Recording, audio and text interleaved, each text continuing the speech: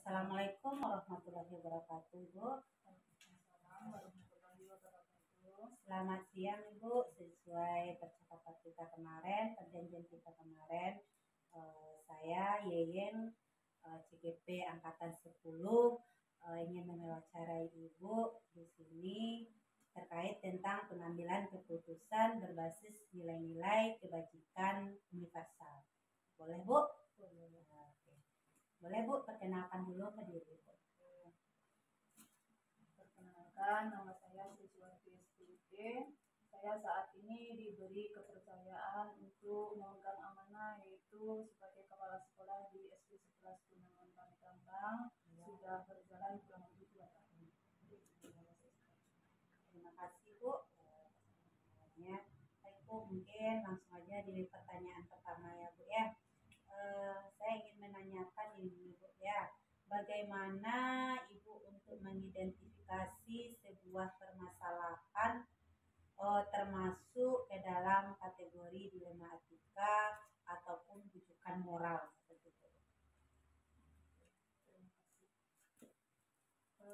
Cara mendiskusikan kasus yang merupakan dilema atau rujukan ya. Ya, rujukan moral yaitu dengan mempelajari, kalau Ibu ya, dengan cara mempelajari terlebih dahulu, kemudian menyimpulkan yang terjadi selengkapnya, kemudian simpulan tersebut dapat digunakan sebagai bahan tindak lanjut gitu ya, untuk pengambilan keputusan baik yang berkaitan dengan dilema ataupun masalah tersebut. Oke, terima kasih, Bu. Berarti di sini bisa saya simpulkan, Bu, berarti Bu mempelajari dulu masalah tersebut, baru berarti diidentifikasi dulu ya, Bu ya, masalahnya, baru diambil keputusannya.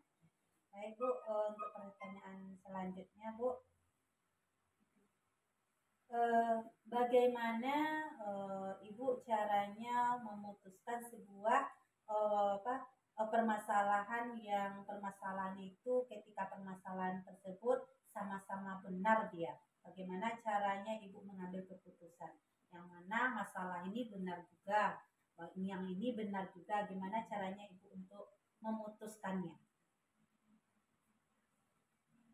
Baiklah. Kalau permasalahannya di situ adalah sama-sama benar, jadi kalau menurut Ibu cara memutuskannya yaitu hanya memberikan masukan, kemudian saran serta solusi yang tepat. Kemudian untuk keperluan yang ditemui.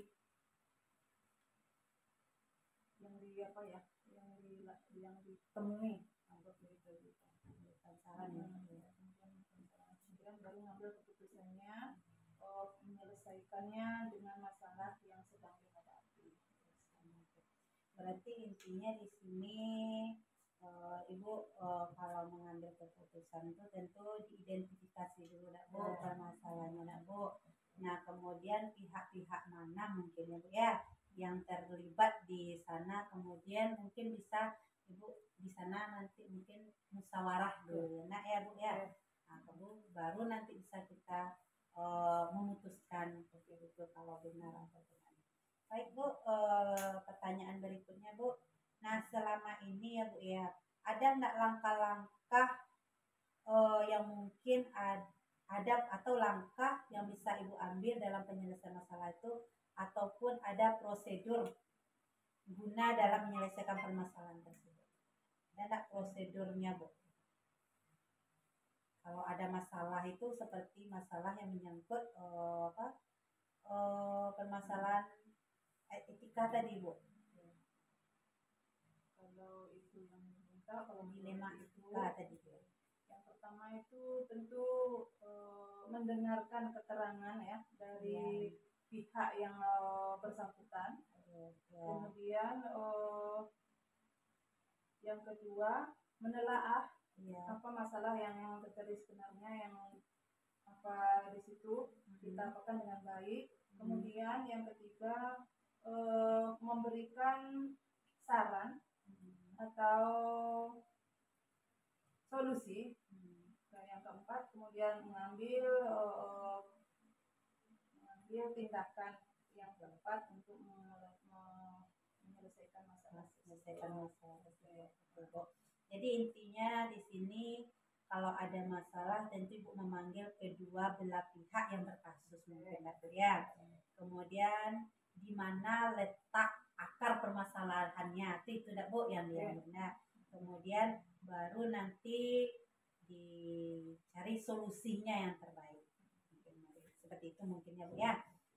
Baik Ibu, pertanyaan yang selanjutnya Bu, dari cara-cara tersebut ya Bu ya, adakah cara yang paling efektif menurut Ibu untuk penyelesaian masalah tersebut terkait dengan dilema etika tadi yang sama-sama benar tadi? Kalau menurut Ibu, tentu tidak menginginkan hal itu terjadi, maka kita sedini mungkin untuk mencegah hal-hal yang akan terjadi tersebut sehingga tidak sampai terjadi hal-hal yang tidak diinginkan. Gitu ya Bu, berarti Ibu mencegah ya, mencegah dulu itu dengan mungkin dengan berkomunikasi mungkin Bu ya, kita cegah dulu dan kemudian kalau ada masalah yang seperti itu mungkin Ibu ada memberi bimbingan mungkin ya. Nah, baik ya Bu ya, mungkin dari hal-hal tersebut, hal-hal apa saja mungkin selama ini Ibu mengalami sesuatu tantangan gitu, ada nggak tantangan di dalam Ibu menyelesaikan kasus-kasus tertentu? Mungkin ada suatu hal kasus yang sulit dipecahkan, seperti apa tantangan Ibu? Selama 2 tahun ini Ibu di sini ya, belum pernah rasanya ada kasus yang tidak bisa diselesaikan. Maka saat 2 tahun berjalan ini, insya Allah semua kasus bisa diselesaikan dengan baik. Jadi tanpa harus banyak-banyak apa kayak gitu. Iya, berarti tantangannya mungkin di sini bukan kalau kasus mungkin bisa Ibu pecahkan ya selama di sini ya. Mungkin kalau tantangan cara menyelesaikannya mungkin dengan cara kita mengambil keputusan enggak Bu ya. Untuk kita dulu pasti ada tantangan kita enggak Bu untuk mengambil keputusan itu yang sulit gitu ya. Untuk mengambil keputusan itu. Ibu nggak ada ya tantangannya dulu ya, mungkin sudah selesai ya masalahnya. Baik Bu, dalam penyelesaian masalah itu Bu, apakah Ibu ada jadwal nggak Bu gitu? Jadwal tertentu Ibu untuk menyelesaikan masalah tersebut. Mungkinnya masalahnya terjadi sekarang, mungkin Ibu ada jadwalnya untuk menyelesaikannya. Menurut kebiasaan Ibu, jika ada masalah kita diselesaikan sesegera mungkin, tidak akan ditunda-tunda. Jadi agar tidak terjadi hal-hal yang tidak diinginkan. Maka itu tidak ada masalah yang berlarut-larut. Jadi selesai masalah hari ini, datang hari ini, selesai hari ini. Berarti jadwalnya nggak ada ya? Kapanpun itu masalah atau kasus berarti diselesaikan langsung. Mungkin sesuai dengan masalahnya atau tingkat masalahnya. Umpamanya masalah ini berat ringannya gitu kan. Kalau berat harus dipanggil ke pihak yang lain. Nah itu mungkin ya Bu ya. Berarti jadwal nggak ada ya Bu ya. Baik Bu, terima kasih Bu. Kemudian Bu, pertanyaan yang selanjutnya, apakah selama ini ada nggak Bu faktor-faktor yang mempermudah Ibu menyelesaikan kasus-kasus tersebut di lembaga tempat Ibu ini? Kalau biasanya kami ya karena tadi ya belum pernah menemukan kasus yang terberat, maka cukup diselesaikan aja kasus-kasus ini penyelesaiannya dengan cara termudah, dengan cara secara kekeluargaan di sekolah ini. Berarti musyawarah Bu ya. Jadi faktor yang terlibat di sini mungkin rekan-rekan atau guru ya Bu ya. Nah, mungkin kalau tuh kasusnya berat mungkin bisa juga wali murid ya Bu, atau murid yang kita libatkan ya Bu. Jadi warga sekolah ya Bu, tergantung dengan kasus. Oke Bu, dari semua yang Ibu sampaikan tadi ya, mungkin ada enggak Bu pembelajaran yang bisa Ibu ambil dari cara-cara Ibu menyelesaikan permasalahan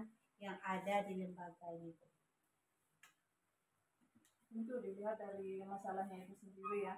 Iya. Kalau masalahnya berat tentu ya bisa memakan waktu, umpamanya sehari 2 hari kayak gitu. Tapi kalau umpamanya masalah itu ringan, maka mungkin tidak akan berlarut-larut. Kemudian baru setelah itu baru kita berikan solusi dengan cara secara kekeluargaan tadi ya diselesaikan secepatnya. Iya, berarti di sini intinya ya Bu ya, kekeluargaan mungkin ya Bu dalam penyelesaian masalah ini ya. Berarti pembelajaran yang penting di sini kita harus menjalin apa namanya tuh kekeluargaan di instansi tersebut ya Bu ya, supaya kasus-kasus apapun itu mudah kita selesaikan. Berarti pembelajaran ini harus menjalin kekeluargaan ya, mitra yang baik gitu nak Bu ya. Bagus. Ya, itulah istilahnya nak Bu. Oke, baik Ibu. Terima kasih Bu. Mungkin tadi ada yang simpulkan juga pendapat Ibu tadi wawancaranya. Mudah-mudahan ini bisa menambah wawasan Yeyeng di dalam pembelajaran juga, cara Yeyeng mengambil keputusan atau dengan teman-teman sejawat nanti di sekolah ini ya Bu ya. Saya CGP Angkatan 10, terima kasih banyak Bu udah meluangkan waktunya untuk wawancara hari ini. Oke Bu, ya sudahi dengan Assalamualaikum warahmatullahi wabarakatuh. Waalaikumsalam warahmatullahi wabarakatuh.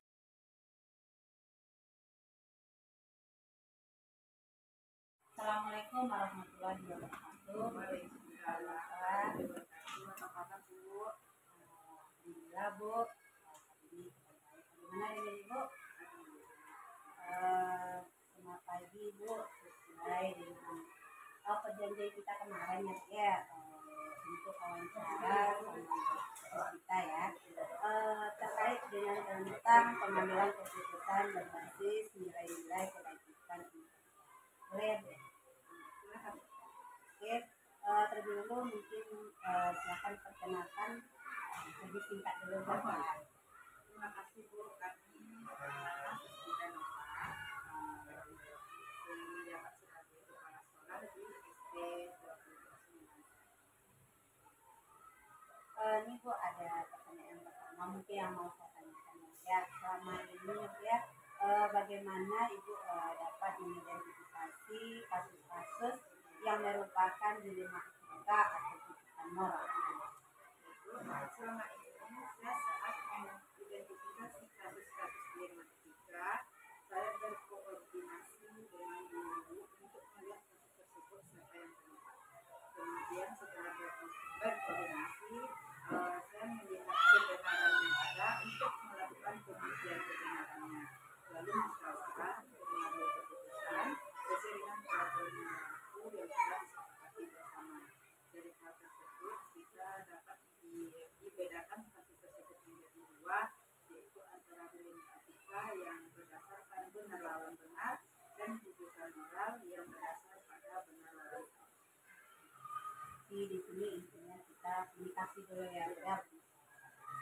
Ibu, pertanyaan selanjutnya Ibu, selama ini bagaimana Ibu menjalankan pengambilan keputusan di sekolah Ibu, terutama untuk kasus-kasus di mana dua pertimbangan yang sama-sama benar? Berarti sama-sama benar di sini dilematika. Iya ya. Memang menjadi dilema bagi seorang pendidik untuk mengambil sebuah keputusan dari permasalahan sama-sama benar. Masing dalam proses saya tetap berpegang teguh pada peraturan yang sudah kami sepakati bersama di sini, tetapi saya juga melihat ini memiliki kebaikan dan kebermanfaatan bagi orang banyak. Karena ini dalam pengambilan keputusan dalam kasus dua kepentingan yang sama-sama benar itu didasarkan pada rasa peduli, kasih sayang dan memikirkan dampak jangka pendek atau jangka panjangnya dari keputusan yang saya ambil.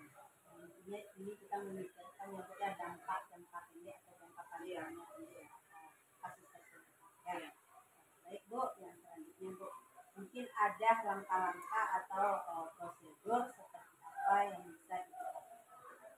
Langkah-langkah atau prosedur yang biasa saya lakukan dalam mengambil keputusan, yang pertama itu dengan melakukan analisa kasus. Jadi kasusnya seperti apa, terjadinya di mana, kemudian siapa saja yang terlibat dalam kasus tersebut, kemudian nilai-nilai apa saja yang bertentangan pada kasus itu, kemudian data dan fakta yang mendukung, serta melakukan uji kebenaran atau salah dari kasus yang akan kita bacakan tersebut.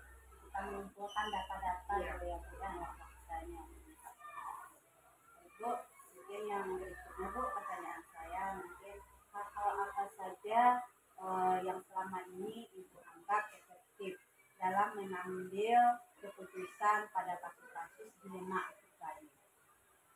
Hal yang paling efektif dalam mengambil keputusan ini yaitu saya harus mengenali dulu bahwa ada nilai-nilai yang saling bertentangan dalam situasi yang saya hadapi.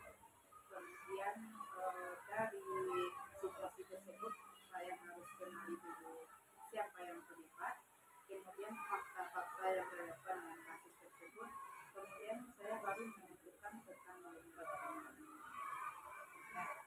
Berarti dari situ ya Bu, yang mungkin ada selama ini Bu, merupakan tantangan dalam pengambilan keputusan itu pada kasus-kasus dilema etika ini.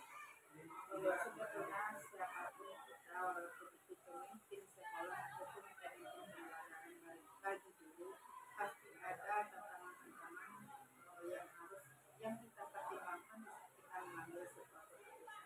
Karena apapun keputusan yang itu akan berdampak kepada kualitas pembelajaran di kelas ataupun kualitas pendidikan di satuan pendidikan itu. Hal yang merupakan tantangan contohnya itu pertimbangan segala dampak yang akan ditimbulkan oleh keputusan yang telah saya ambil. Kemudian saya harus berpikir dengan matang supaya tidak menimbulkan emosi. Namanya kasus ya, bukan itu pasti adalah emosi. Mungkin karena kasus satu kejadian itu disebut dengan kasus, tapi tidak sesuai dengan peraturan yang ada. Jadi saya di sana bisa mengontrol emosi, kemudian supaya saya tidak terpengaruh oleh arah dari berbagai pihak. Setelah itu saya menentukan tentang nilai-nilai kebenaran yang ada pada kasus-kasus. Kita menentukan dulu nilai-nilai kebenarannya apa gitu. Baik Bu, pertanyaan selanjutnya Bu, apakah Ibu memiliki sebuah jadwal gitu tertentu untuk sebuah penyelesaian kasus dilema etika ini? Sebenarnya bagaimanapun cara kita menyelesaikan kasus yang kita hadapi, baik itu dilema etika ataupun etika luar, itu mempunyai cara-cara tersendiri atau pertimbangan-pertimbangan tersendiri.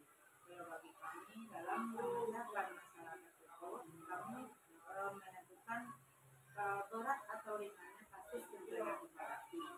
Jika pada kasus dilema etika yang bersifat ringan, biasanya kami langsung menyelesaikan secara bisa. Namun pada masalah yang lebih besar diperlukan jadwal tertentu untuk menyelesaikannya.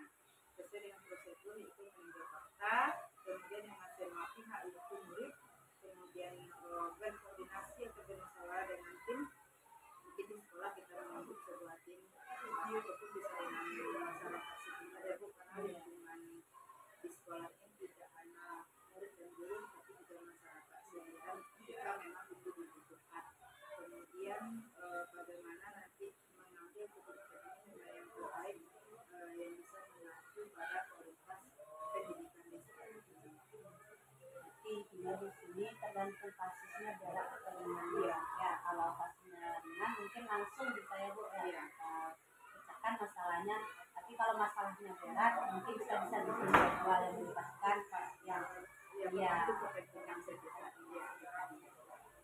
Bu, mungkin adakah Bu seseorang atau faktor-faktor yang selama ini mempermudah atau membantu Ibu dalam pengambilan keputusan dalam kasus-kasus dilema etika ini?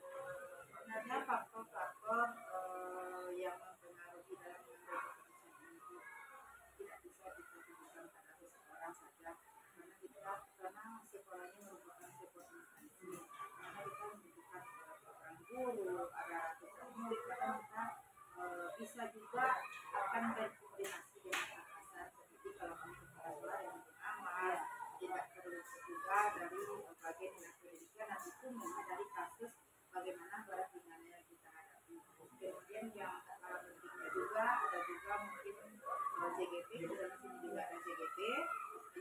berperan aktif di sekolah, kemudian mereka memberikan wawasan dan pengetahuan baru sehubungan dengan prosedur pengambilan keputusan dalam menghadapi bencana.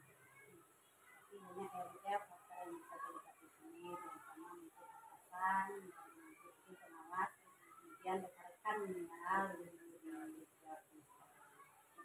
ya, selanjutnya Bu, dari semua hal yang telah disampaikan tadi, mungkin ada pembelajaran yang dapat dipetik dari pengalaman Ibu untuk mengambil keputusan mengenai di rumah ini. Pembelajaran yang dapat saya petik dari menyelesaikan kasus belum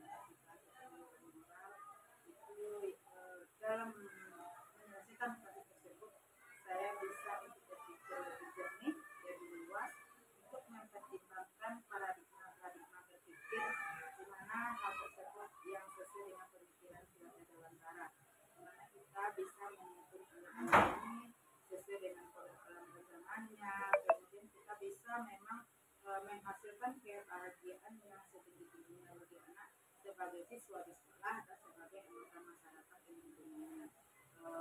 Apapun itu yang saya buat keputusan dari kasus yang saya hadapi, saya selalu mengedepankan bagaimana nanti hasil dari keputusan tersebut harus berpihak kepada diri. Ini kesimpulannya di sini ya, bagaimanapun keputusan itu, pokoknya bagaimana kita berpihak kepada diri ya. Itu terima kasih banyak Ibu sudah meluangkan waktunya di sini.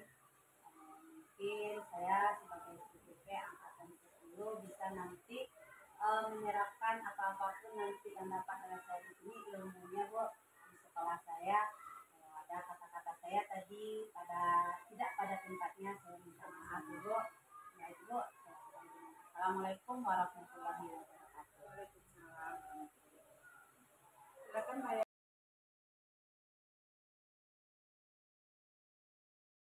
Assalamualaikum warahmatullahi wabarakatuh. Selamat pagi Bu. Alhamdulillah sehat Bu. Sesuai dengan kesepakatan kita kemarin ya Bu ya, kajian kita kemarin untuk wawancara sama Ibu mengenai terkait tentang pengambilan keputusan yaitu berbasis nilai kebijakan universal. Boleh ya Bu ya? Terima kasih Bu. Mungkin diperkenalkan dulu Bu singkat identifikasi. Sebelumnya saya mengucapkan selamat datang di sekolah kami SD Masih Aur. Perkenalkan saya Domatia, kepala sekolah SD Masih Aur, yang mana sesuai perjanjian kita kemarin ya. Mudah-mudahan apa yang saya paparkan nanti berguna untuk diri dan bisa menjadi motivasi, dan saya berharap CGP angkatan 10 ya ini makin berjaya dan menjadi penggerak perubahan untuk menjadikan pendidikan kita menjadi lebih baik lagi. Oke, terima kasih Bu atas dukungannya yang sudah diberikan sama saya. Saya ingin menanyakan ini Bu hal ya. Bagaimana Ibu untuk mengidentifikasi sebuah permasalahan termasuk ke dalam kategori dilema etika ataupun kebutuhan moral? Antara dilema etika dan kebutuhan moral ya Bu ya. Untuk dilema etika biasanya kita itu dihadapkan kepada dua permasalahan yang mana salah satu benar dan salah satu yang lainnya juga benar seperti itu. Jadi dihadapkan oleh dua permasalahan benar lawan benar. Sehingga kita memang betul-betul agak sulit di sini seperti kata-katanya tadi dilema gitu ya. Kemudian untuk kebutuhan moral yang mana kita dihadapkan kepada dua permasalahan benar lawan salah. Baik Bu, untuk pertanyaan kedua nih ya, bagaimana Ibu caranya memutuskan sebuah permasalahan ini ketika sebuah permasalahan itu sama-sama benar ya, bagaimana cara mengambil keputusan? Kita dihadapkan kepada sesuatu yang benar, salah satu benar dan di dalam hal ini juga benar. Bagaimana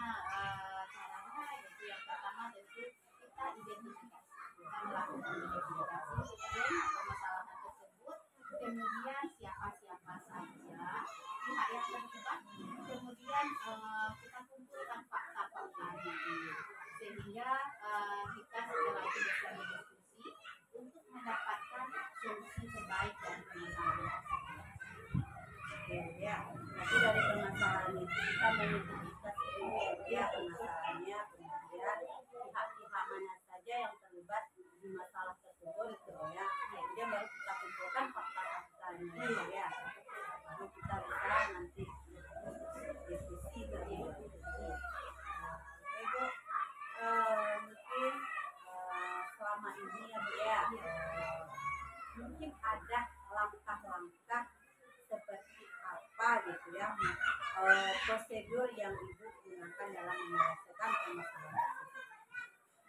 Prosedurnya yang pertama kita mengambil kedua belah pihak tersebut dulu, kemudian kita betul-betul cari mana betul letak solusinya, bagaimana letak atau asal permasalahannya itu di mana. Kemudian nanti baru dengan betul kehati-hatian ya, baru kita ambil solusi untuk permasalahan. Kita Berarti di sini ya Bu ya, kita memanggil dulu kedua belah pihaknya gitu ya Bu ya, di mana letak akar permasalahannya gitu ya Bu ya, kemudian baru kita cari solusi yang terbaik dari permasalahan tersebut. Dari cara-cara tersebut ya Bu ya, ada enggak Bu cara yang paling efektif gitu ya Bu ya menurut Ibu untuk menyelesaikan sebuah kasus? Yang paling efektifnya tentu kita berkomunikasi secara terbuka, kita lakukan kita secara dan memberikan bimbingan yang kita berikan secara komunikasi. Oke, dalam di sini mungkin memberikan komunikasi yang paling penting ya. Kemudian kita harus beri bimbingan ya.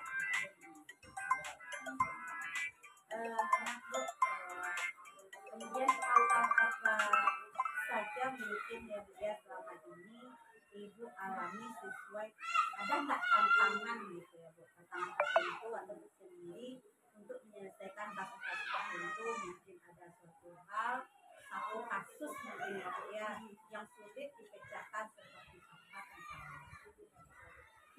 apa tantangan itu pasti ada ya Bu ya, banyak yang tantangannya itu dari segi hal konfliknya juga termasuk tekanan dari luar ya, juga termasuk tantangan.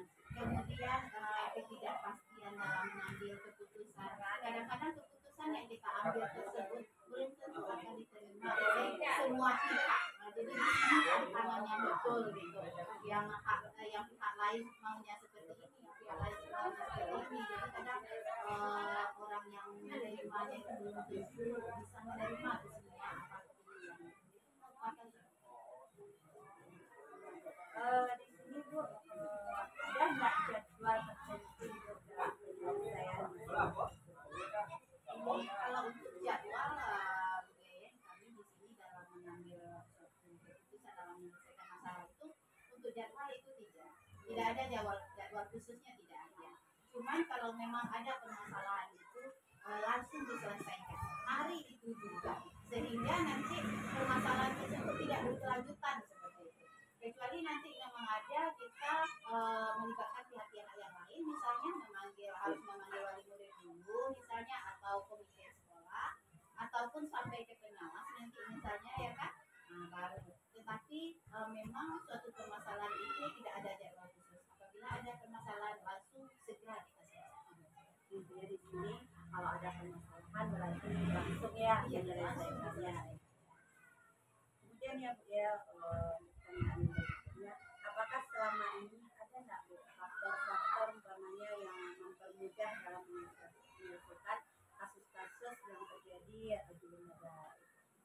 Yang membantu, yang paling membantu sekali adalah komunikasi kita yang terbuka, berdiskusi dengan rekan sejawat, dengan guru-guru, sehingga dapat memunculkan ide-ide terbaik nanti dalam menyelesaikan permasalahan tersebut.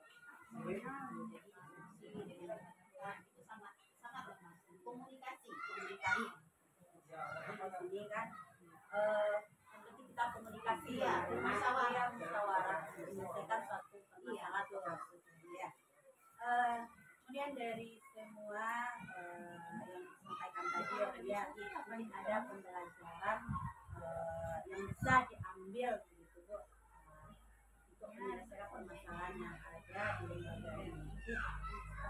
Memang banyak sekali pembelajaran dari permasalahan-permasalahan ini. Seperti itu ya. Yang mana pembelajaran-pembelajaran di sini yang paling pertama kita harus berkomunikasi, berdiskusi. Itu merupakan suatu kita terjitunya dalam mengambil keputusan dengan bijak, sehingga kita dapat menyelesaikan permasalahan tersebut dengan mendapatkan solusi-solusi yang sangat baik dan tepat. Jadi harus diselesaikan dengan cara musyawarah. Itulah pembelajarannya yang paling penting, komunikasi, terbuka dan bermusyawarah. Seperti itu. Jadi pembelajaran bisa kita ambil ya, komunikasi yang penting ya, semoga saya ya. Kita memang tidak boleh juga Terima kasih Bu, ya, jadi banyak pembelajaran yang dapat saya ambil di sini dan mudah-mudahan nanti saya bisa menerapkan di tempat saya. Ya, terima kasih Bu.